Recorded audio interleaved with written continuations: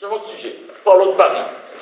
Mais c'est étrange, vous rêvez la France comme les Français que j'ai rencontrés rêvent l'Amérique. Elle éclate. Non, ce n'est pas possible. Aucun Français ne peut rêver l'Amérique. Il n'y a rien à rêver. Il n'y a que l'argent qui compte ici. De quoi peut-on rêver en pensant à l'Amérique? Mais d'abord de l'Amérique. Elle fait une moue sceptique. Qu'est-ce que cela veut dire?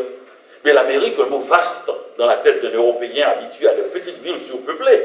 De là-bas, il rêve aux grands espaces, aux Indiens, aux immenses campus universitaires, à cette folie constante qu'est New York. Je ne vois là rien qu'on puisse rêver. Rien de ce que vous dites ne vaut une robe du soir, Yves Saint-Laurent ou un parfum de Guerlain.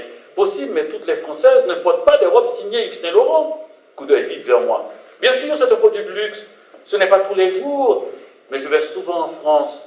Je ne crois pas avoir déjà rencontré une femme avec une vraie robe de haute couture, comme on en voit dans les magazines. Silence. Il doit quand même exister des gens qui les portent, sinon...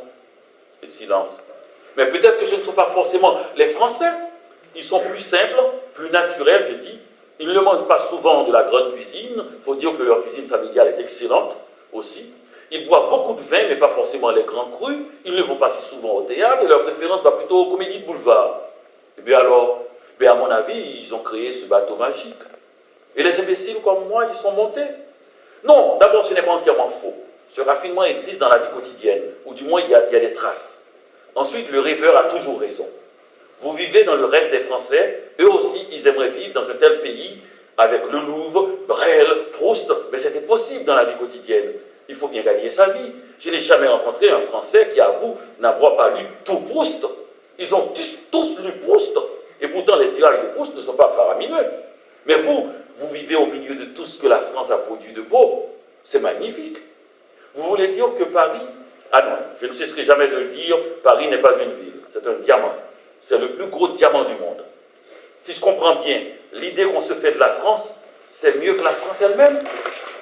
Disons que la France exporte ses produits de luxe et consomme ses produits ordinaires. Les paysans font cela, hein, ils vendent leurs meilleurs légumes et ils gardent ce qui reste. Et l'Amérique, le contraire. Comment cela? Eh bien, l'Amérique consomme ses produits de luxe et les meilleurs produits des autres pays et exporte ses déchets. Ce qui fait qu'on est toujours un peu agréablement surpris en arrivant ici. On croit que les Américains, un peu plus ignorants qu'ils ne le sont en réalité. Mais ce n'est pas ce qui se passe, monsieur, à Kirksville. L'Amérique ne serait pas à vous, monsieur, ce que la France est à moi, hein? Un beau rêve. Je travaille avec les clichés. Je travaille avec les clichés pour voir, parce que le cliché est souvent à 80% vrai. C'est pour ça qu'il est cliché. C'est-à-dire c'est une image fixe. C'est une image que tout le monde accepte et à partir de là, on peut commencer la discussion. Contester, prendre, nuancer. Le monde ne peut marcher qu'avec des clichés puisqu'il y a trop de gens, trop de cultures. La France, par exemple, qui exporte ses nuances, qui a des instituts français, des trucs partout dans le monde. Quand on le montre aux États-Unis à la télévision, qu'est-ce qu'on montre pour montrer un Français? Eh bien, on montre toujours un type avec un pain, un béret, un truc de vin.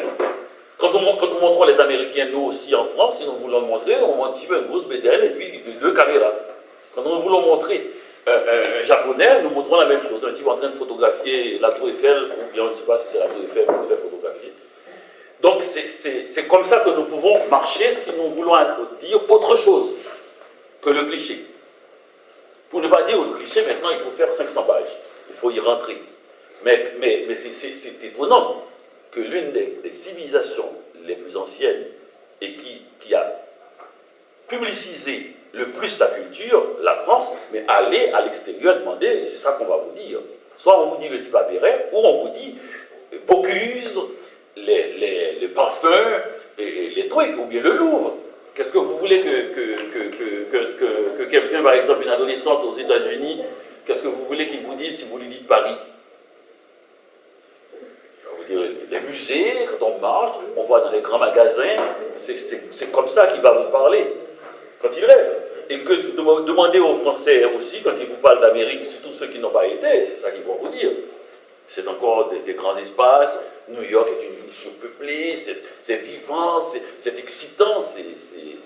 Alors j'ai voulu présenter ces deux clichés-là pour montrer comment ces clichés-là ont créé quelque chose dans la tête des gens qui est encore plus intéressant que la vie quotidienne. C'est ça là.